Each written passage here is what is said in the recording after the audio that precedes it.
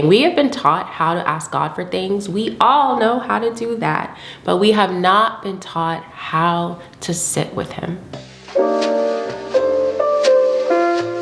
Hello everyone, welcome back or welcome to my channel. My name is Melody and I make faith-based content here on YouTube. I post new videos every Monday, so if that's something you're interested in, definitely be sure and subscribe. I would love to have you join the family. Without even noticing it, we very easily can fall victim to treating God like a genie, treating God like this entity that we go and approach when we need something, and then when we are feeling like we can handle whatever's happening in our life, we are not as frequent to approach him or to spend time with him. Part of this is just due to our sinful nature, and it's not to write it off as something like, oh my God, we can't do anything about it. No, we need to war against this flesh, hence this video right here.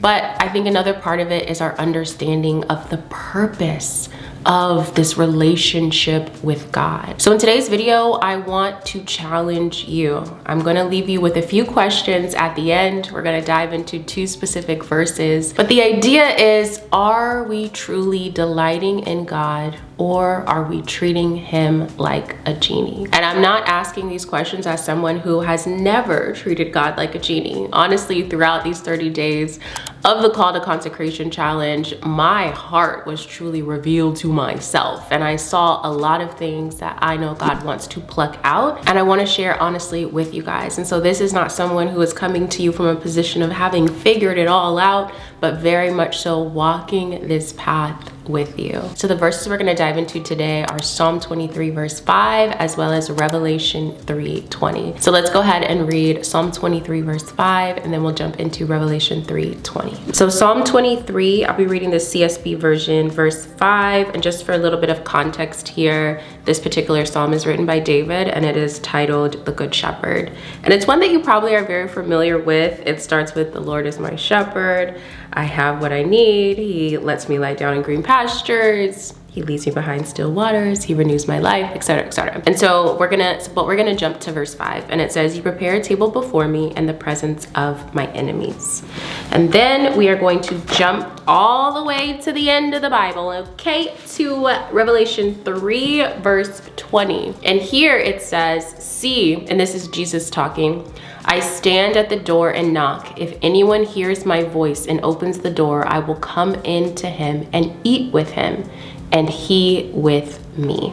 So as you can see, there are really clear correlations between these 2 verses, and the biggest one being this idea of sitting at a table with God. First, in Psalm 23, there's this idea that God provides this table for us to sit at. And then in Revelation 3, it's this idea that not only does God provide the table, but now Jesus is at the door knocking, ready for us to sit down with him and enjoy this meal that has been provided. But even with that being said, I want us to pause and really think about the cultural implications in these ancient times of dining together. Because again, the text was not written in modern day, and how we just grab food with one another, and it can be this very casual thing. Back in ancient times, eating together was anything but casual. When I was researching this, it was saying, I was doing some research in my Logos Bible study app. I'm just gonna go ahead and read what it says. They were saying that ancient dining was a covenant and protection. When meals were shared, even with strangers in ancient cultures, it implied that the host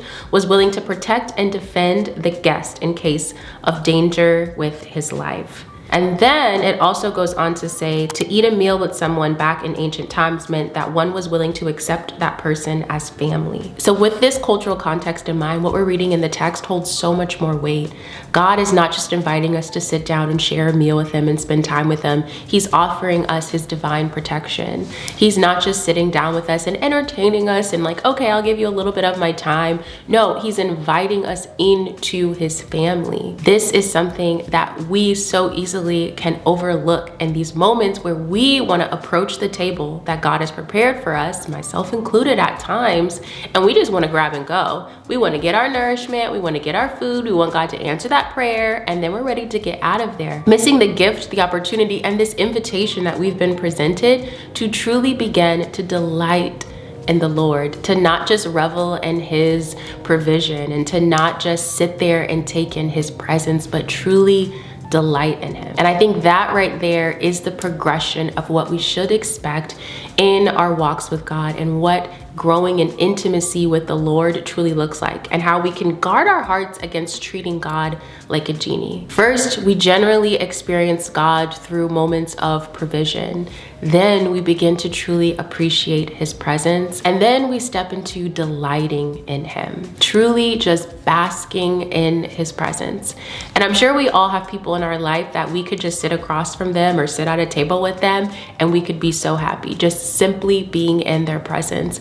And that is the kind of heart posture that God wants us to have with him. He's provided the table. We didn't provide the table. We didn't build the table. We didn't put the food on the table. He did all of that. And Jesus is also sitting at that table, God in the flesh, wanting us to commune with him. And so the next time that we are tempted to do drive-by prayers, or we're tempted to just go to God and get something off that table real quick and dart out the door, I really want to challenge you to sit. Sometimes we can feel like if we just tackle the to-do list first and feel the peace of having accomplished all these things, then we'll be able to enjoy God's presence more. Or maybe we can feel like we aren't allowed to sit there and just revel in God's presence until we have done X, Y, or Z. But I just want to remind you that that peace that our soul is looking for, that rest that our soul is looking for, that warm hug that often we need is found in his presence. It's not found in buying that thing you think you need.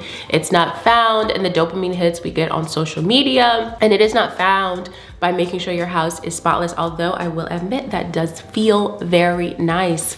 Our souls need this intimacy with God, and he is always inviting us to it. It's just up to us to answer that call, to set aside that time and to sit and simply revel in his presence. And so that is what growing an authentic relationship with God looks like. We move from provision to presence to delight. And what's beautiful about that, I'm gonna go ahead and pull up one more verse for us and pop it up on the screen so we can read it together.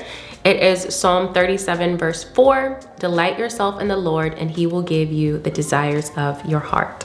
So that is what is on the other end of this journey to really deepening an authentic relationship with God. As we learn to move from provision to presence to delighting in him, as it says in the text, he will give us the desires of our heart.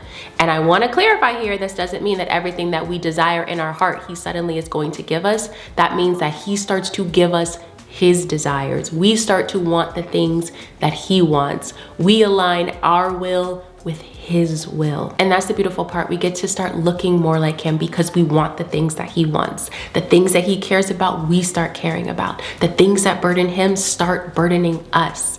And this is where we develop and get to grow in that sanctification process of looking more like Christ, which is really what we're on earth here to do, as well as spread the gospel, of course. So I want to go ahead and leave you with 2 questions. Number 1, are you treating God like a genie? Are you running up to that table, grabbing what you need for the day and darting off, or are you truly sitting with him? And number 2, what would it look like for you to delight in the Lord? So definitely take these questions to the Lord in your quiet time and be open to what comes up as you do. Now, with all that being said, that is going to be it for me. I hope you enjoyed today's video. If you did, please be sure to give it a thumbs up. I also want to go ahead and just thank everyone who joined the end of the challenge call to consecration Zoom call January 30th. It was so good. Honestly, this verse and me even talking about this subject all came from that call, and one of the women who shared her takeaways from the challenge. So shout out to you, sis, and just shout out to everyone who was just on the call.